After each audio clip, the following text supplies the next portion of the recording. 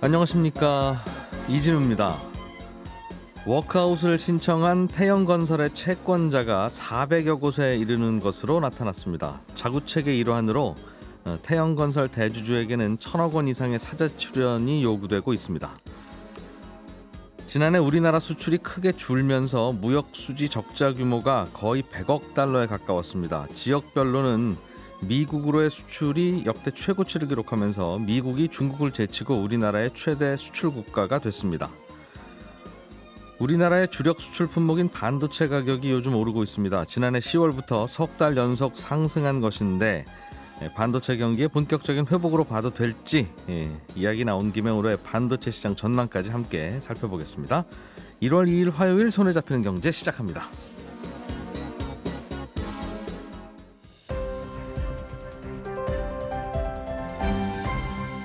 이진우의 손에 잡히는 경제. 네, 오늘은 MBC 양효걸 기자, 남국민 경제뉴스 큐레이터, 그리고 김치형 큐레이터 세 분과 함께 경제뉴스 요약, 정리, 분석, 해설 해보겠습니다. 세 분 어서 오십시오. 안녕하세요. 자, 우리나라 골칫거리 중에 하나 태영건설 워크아웃 소식부터 좀 들어보죠. 며칠 사이에 새로운 내용들이 계속 나오고 있는데 이제 태영건설이 어려워져서 채권자들끼리 모여서 회의를 하는 워크아웃을 신청했다는 이야기까지는 지난주에 전해드렸고, 문제는 이게 의외로 부채가 많고 돈 받으려고 하는 사람들이 많구나, 이게 생각보다 사건이 크네 라는 게 주말 사이에 업데이트된 내용인가 봐요.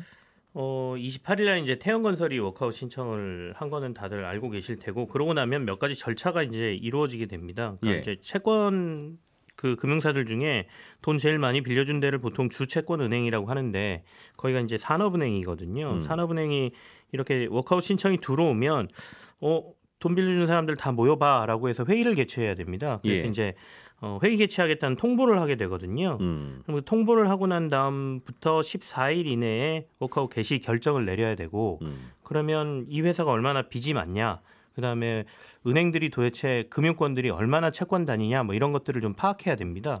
그래야 이제 명단이 있어야 모여라라고 보낼 수 있지 않겠습니까?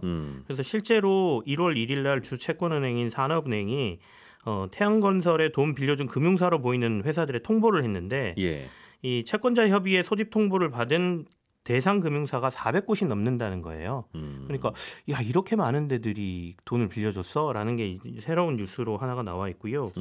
두 번째는 지금까지 뭐 금융당국이라든지 여러 군데에서 태영건설이 PF 대출해준 보증 규모가 한 4조 5천억 정도일 거라고 얘기를 하고 있었거든요. 근데 지금 주채권은행인 산업은행이 파악한 바로는 9조 1,816억 원이다라는 내용도 나왔으니까 2배 이상 부실이 클 수도 있다라는 얘기가 되어 있습니다.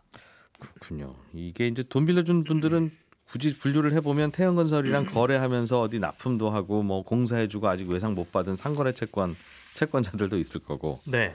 말씀하신 대로 태영건설이 빚 보증을 섰다가 그 사업장이 올스톱하는 바람에 태영건설로 돈 받으러 온 이제 그런 분들도 있을 거고. 네. 요즘 어렵다 보니까 태영건설도 여기저기서 이제 꼬아서 갚았을 텐데, 그때 돈 빌려주는 채권자도 있었을 거고. 하여간 다양할 텐데 생각보다 부실 규모가 크다. 이거 정리하려면 생각보다 돈이 많이 들어간다, 그 말이군요. 네, 그렇습니다. 그러니까 사실은 아직 뚜껑을 제대로 열어본 것도 아니거든요. 이제 그 채권단들이 모여서 실제로 실사하고 뭐 그러면 더 이제 부실 규모가 커질 가능성이 있는데, 일단 두 가지 측면에서 지금 얘기가 되고 있는 게, 그 주채권은행인 산업은행 같은 경우에는 조금 폭넓게 그 부실의 규모를 좀 본 거 아니냐라고 주변에서 지금 얘기를 하고 있고요. 그러니까 두 가지거든요. 대출 보증이라고 하면 건설사들의 대출 보증이라고 하면 첫 번째는 신용 보강이라 그래서 금융사들이 PF 사업장에 돈을 빌려줄 때 사업이 잘못되거나 돈을 떼일 가능성, 그러니까 이런 것들을 대비해서 자금 보충 확약이라든지 연대 보증을 요구하게 됩니다. 그걸 이제 태영건설이 해준 게 있고요. 요거는 그 현장에서 아파트 공사 분양이 진도가 안 나가면 이건 태영건설이 갚아줘야 되는 부분이고. 무조건 갚아줘야 되는 거죠. 또 하나는 이제 책임준공이라고 해서 시공사인 건설사들이 시행사가 금융권에서 돈을 빌리기 수월하도록 책임준공 약속을 해주는 거예요. 그래서 이제 책임준공 같은 경우에는 개별 사업장 진행 과정에 따라서 부채 발생 가능성이 좀 떨어진다, 이렇게 얘기를 하거든요. 그러니까 공정률이 높거나 분양이 좀 마무리된 사업장 같은 경우에는 이걸 부실로 보기 좀 어렵다. 라는 게 태형건설의 주장인데 다 안 지어서 그렇지 이거 다 분양된 거니까 돈 들어오는 대로 짓기만 하면 되는데 이게 왜 부채입니까? 네네. 아. 근데 이제 산업은행 같은 경우에는 그래도 이거 부실로 봐야 되는 거다라고 해서 폭넓게 통보를 한 거고 태형건설 쪽에서는 이런 것들은 좀 빼고 얘기해야 되는 거 아니냐. 그래서 당초에 4조 5천억이라는 게 9조 원까지 넓어진 거 아니냐. 이렇게 서로 얘기를 하고 있는 것이죠. 그러나 또 어느 날 갑자기 태형건설이 부도가 나면 이렇게 짓던 곳에도 내일부터 일당 못 나갈 거고 그럼 공사가 올 수도 할 수 있는 거니까 이론적으로는 여기도 약간 불안하다고 보는 게 맞긴 하겠죠. 알겠습니다. 이게 결국 그 태형건설에 돈 빌려주거나 태형건설한테 보증서 받은 곳들 다 모여라 하니까 이 400여 곳도 여기서 이제 서로 얼굴 처음 보겠어요. 이제 네. 야, 당신도 물렸어 이번에 이런 식으로 그럴 텐데 이게 생각보다 많다는 건 앞으로 좀 진도 나가는데 문제가 생긴다는 뜻입니까? 걸림돌이 있다는 뜻입니까? 그렇게 봐야 될 것 같습니다. 왜냐하면 앞서 이제 그 소집 통보 채권단 소집 통보가 이루어진 이후에 14일 안에 채권단이 워크아웃 개시 여부를 결정해야 되는데 예. 채권단의 75% 이상이 찬성해야 개시가 결정되거든요. 그 얘기는 사람이 많다는 거는 이해관계가 굉장히 복잡하게 얽힐 수 있다는 얘기가 되고 거기에 따라서 75%의 동의를 얻기 위해서는 뭔가 더 강력한 태형건설 측의 자구 노력이 나와야 동의가 되지. 이게 서로 의견이 엇갈리다 보면 의견 일치가 이루어지지 않아서 워크아웃 개시가 좀 힘들 수도 있다 이런 얘기가 되기 때문에 빚을 낸 곳이 많고 이른바 빚쟁이들이 많다는 것은 이 워크아웃 개시를 결정하는 데 있어서 하나의 걸림돌이 될 수도 있다 이렇게 보여지는 거죠. 그러겠어요. 워크아웃이라는 게 이게 당장 지금 저 친구 돈 못 갚으려고 그러면 경찰에 신고해 이게 아니라 저 친구가 회사를 다녀야 그래도 월급도 받고 그래야 우리 돈도 좀 받을 거 아니냐 일단은 좀 우리끼리 좀 참아보자라는 게 이제 워크아웃이니까 그런 목소리가 하나로 만들어지기는 쉽지는 않겠죠. 태형건설 쪽에서 자구안을 좀 내놓으라고 하는 목소리가 당연히 있을 텐데 거기에 대한 반응은 어떻습니까? 일단은 지금 연말에서 연초로 넘어오는 사이에 조금은 채권단 입장에서는 뭔가 좀 기분이 안 좋을 수 있는 내용이 좀 전해지고 있습니다. 그러니까 워크아웃 신청하면서 태형건설이 상장 사기 때문에 이런저런 공시를 좀 했거든요. 그러면서 계열사를 팔아서 그 돈으로 빚을 갚는 데 쓰겠다라는 얘기를 좀 했습니다. 그래서 태형 인더스트리라는 회사를 매각을 했거든요. 이게 한 2,400억 원 정도의 매각이 됐는데 태형건설의 대주주인 TY홀딩스가 40%의 지분을 가지고 있고요. 요거는 돌고 돌아서 태형건설한테 들어갔을 거고. 들어가야 되죠. 그리고 오너가가 이 회사의 지분 60%를 가지고 있습니다. 이걸 돈으로 생각해 보면 TY홀딩스가 960억 원, 오너가가 1,440억 원의 현금을 확보했다라고 볼 수 있는 거죠. 태형 인더스트리의 주주가 그렇게 됐었다는 거죠. 네네네. 오너가 60, TY홀딩스가 40. 그러니까 오너가 뭐 사재 출연해서 돈을 넣든 대주주인 TY홀딩스가 이 돈을 쓰겠다고 했으니까 태형건설 쪽으로 뭐 빌려주든 집어넣든 해야 되는 상황인데 TY홀딩스의 자회사가 태형건설이고. 근데 이 돈이 안 들어왔다는 거예요. 그래서 왜 약속을 지키지 않느냐라는 지금 얘기가 나오고 있거든요. 그래서 결국에는 채권단에서 워크아웃 개시를 결정하는 데 있어서 이 매각 대금을 약속대로 지금 넣지 않고 있는 게 꽤 변수가 될 것이다. 이런 얘기가 뉴스로 나옵니다. 하기야 TY홀딩스는 태형건설하고는 별도의 회사니까 모자지간은 이긴 하지만 법적으로는 꼭 넣어야 되는 건 아니죠. 그러니까 주식회사의 원리라는 게 주주들이 주식 투자한 것만큼 손해보면 서로 손 털고 끝나는 거니까 꼭 그런 건 아닌데 그럴 거면 우리는 워크아웃 왜 해주냐 우리도 그냥 부도 내고 말랜다 라고 할 수도 있는 거고 오너 일가가 또 사재 출연해야 된다는 요구도 있는 것 같은데 일단은 대주주가 어느 정도의 책임을 보여야 된다. 그리고 당연히 오너 일가의 희생 노력을 보이라라고 채권단은 요구할 거고요. 금융당국에서도 이걸 좀 압박하고 있는 상황이거든요. 그래서 융서영 회장 일가가 적어도 1,000억 원 이상의 사재를 출연하라고 채권단이 요구하고 있다라는 내용이 신문을 통해서 지금 보도가 좀 되고 있습니다. 그러니까 앞서 이제 태형 인더스트리 매각 대금만 지금 오너가가 1,400억 원 넘게 가져갔지 않습니까? 그리고 그 외에 지금 TY홀딩스가 가지고 있는 또 다른 회사 블루원이라는 골프장도 있거든요. 이것도 지금 매각을 추진하고 있는데 이곳의 지분도 오너가 한 12.26% 정도를 가지고 있습니다. 그리고 더군다나 지금 계속 얘기가 나오는 거는 사실은 SBS거든요. SBS를 TY홀딩스가 가지고 있는데 사실은 시가총액으로 보면 한 5천억 정도밖에 안 되는 회사지만 예. 가장 알짜 회사라도 시장에서 보고 있기 때문에 상징적으로라도 오너가가 이 지분의 일부라도 팔아야 되는 것 아니냐라는 얘기까지 지금 나오고 있는 것이죠. 쉽게 말하면 회사가 어려우니까 회장님도 개인 돈을 좀 넣으세요. 그런 얘기 같은데 네네.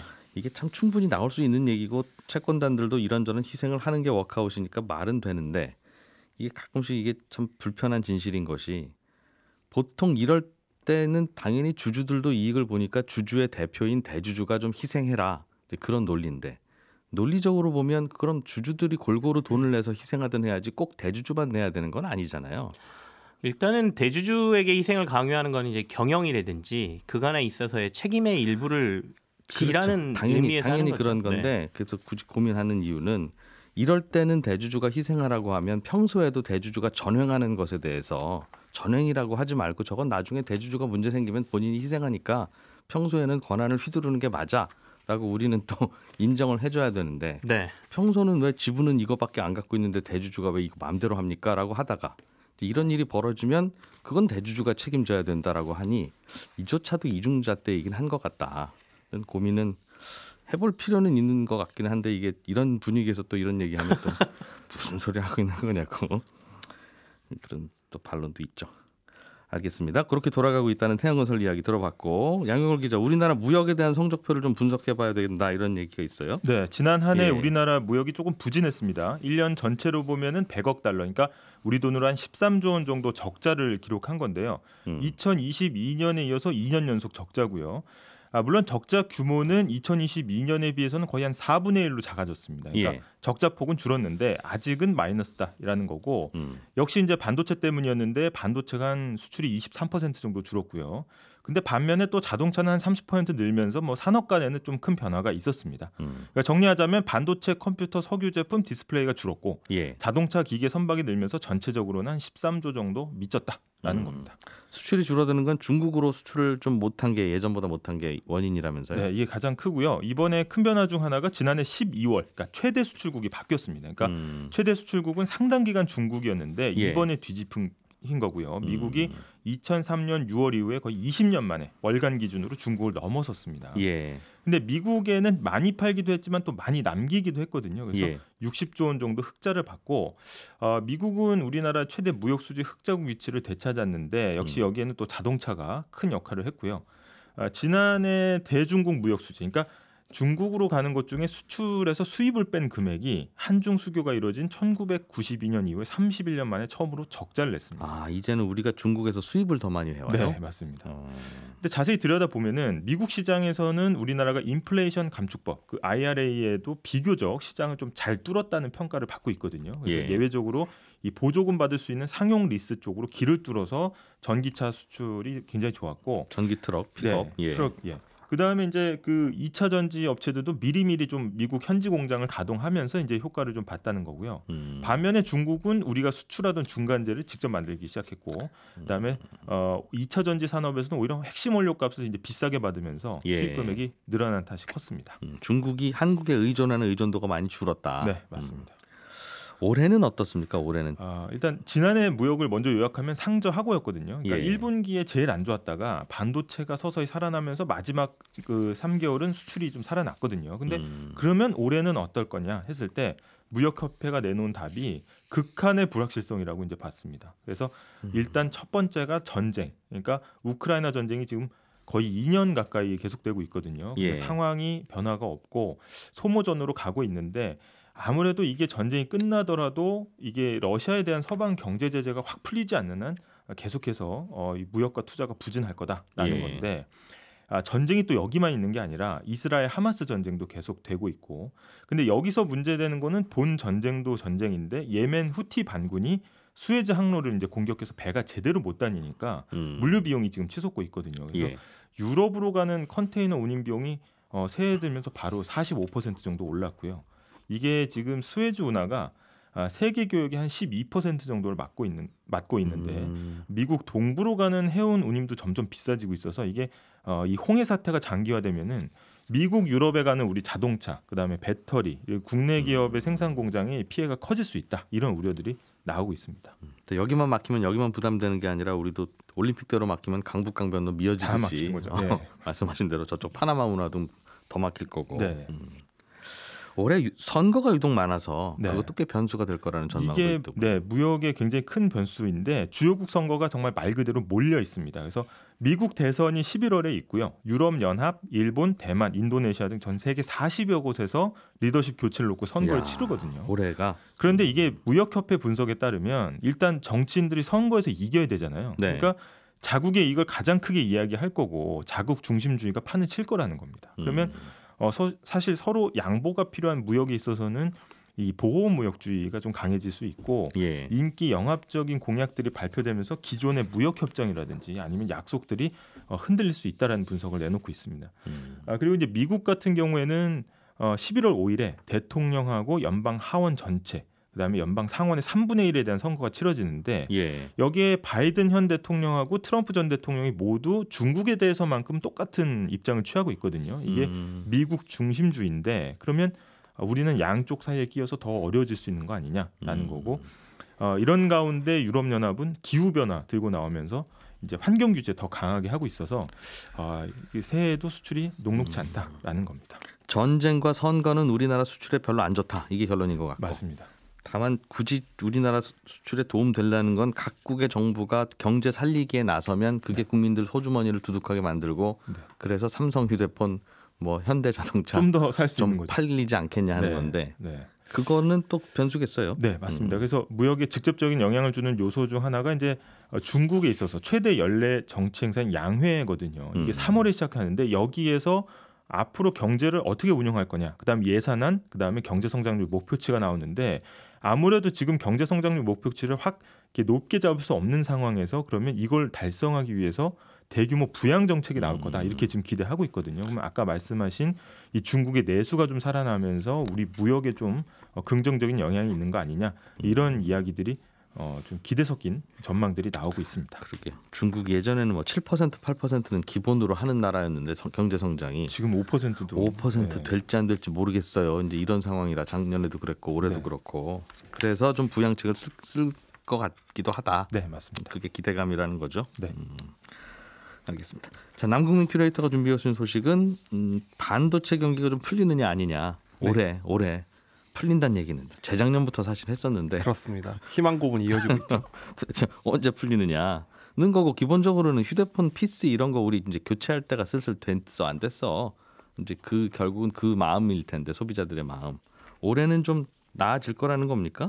올해는 또 한번 기대를 걸어볼 만한 게요. 지난해 삼성전자가 이제 반도체 부문에서만 13조 원 적자를 냈는데요. 예. 이 삼성전자가 올해는 여기서 11조 원 영업이익을 내겠다 목표로 발표를 했습니다. 그러니까 1년 사이에 이익을 25조 원이나 높이겠다 계획을 발표한 건데요.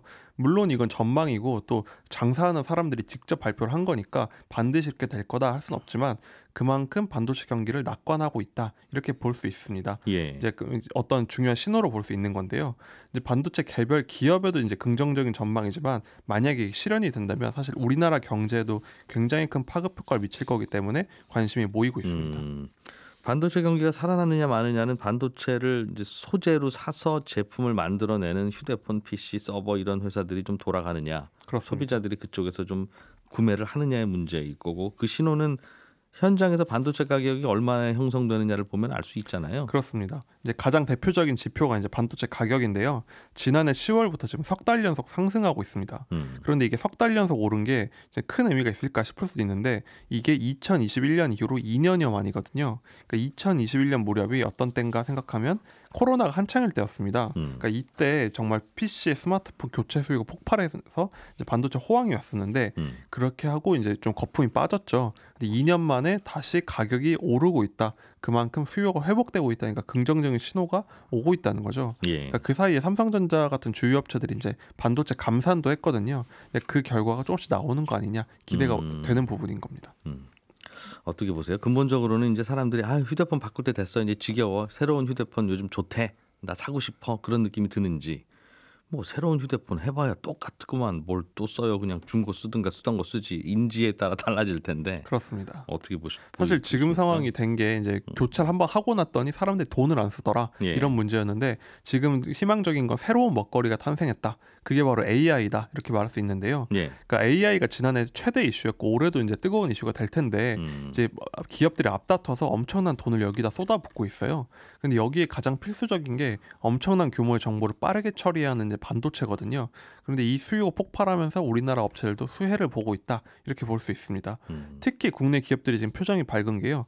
고대역폭 메모리라고 그러니까 HBM이라고 부르는 최첨단 D램 시장에서 독보적인 존재감을 보이고 있습니다. 그러니까 이 시장은 이제 AI의 필수적인 이제 장치라고 할 수 있는데 고성능 D램인데 네.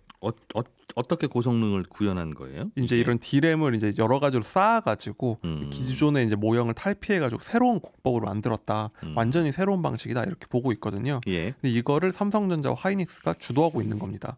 이게 지난해 한 5조 원 정도 시장이었는데 올해는 최대한 15조 원까지 커질 것으로 보이니까 새로운 먹거리까지 탄생을 해서 올해는 좀 기대해볼만 하지 않을까 기대하고 있습니다. 인공지능 돌리려면 요 칩이 꼭 필요하다. 그렇습니다. 삼성 하이닉스가 주로 만든다. 그렇습니다.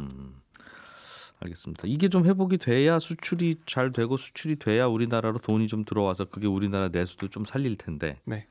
그런 기대를 하고 있다는 거죠? 그렇습니다. 이제 국내 경기에 미치는 영향에 대한 기대가 큰데 만약에 이 낙관적인 전망대로 이루어진다면 지난해에는 이제 워낙 부진한 경기 때문에 이제 굉장히 실망이 컸는데 올해는 이렇게 달러가 많이 들어올 것이다. 수출이 잘 되면 그러면 일단 1,300원대 머물러도 환율이 안정될 가능성이 있습니다. 그리고 반도체는 워낙 대표적인 수출 상품이니까 이런 달러가 들어오면 좀 이제 뭔가 숨통이 트이는 거죠. 그러게요. 우리가 뭐 내년 집값 어떻게 될까요? 뭐 계속 그런 전망을 하고 뭐 수요가 어떠니 뭐 분양이 어떠니 말을 하지만 사실 가장 근본적인 건 이렇게 수출이 좀 잘 되면 시차를 두고 집값도 좀 오르는 거고 수출이 안 되면 돈이 안 들어오는데 그게 뭐 되겠어요? 이제 그런 영향을 주는 거라서 굉장히 중요한 뉴스이긴 한데 반도체 경기가 회복될 거라는 전망은 뭐 매년 나오는 거라서 그렇죠. 이번에도 속는 거 아니냐. 속을 만한 변수는 없습니까 혹시? 제가 이걸 전해드리면서도 참 조마조마한 부분인데 작년에도 이제 연초부터 상저하고 얘기했지만 이제 상저하저로 끝났잖아요. 그런데 이번에는 이제 좀 역시나 우려가 나오는 부분이 한두 번 속냐 이런 얘기가 나옵니다.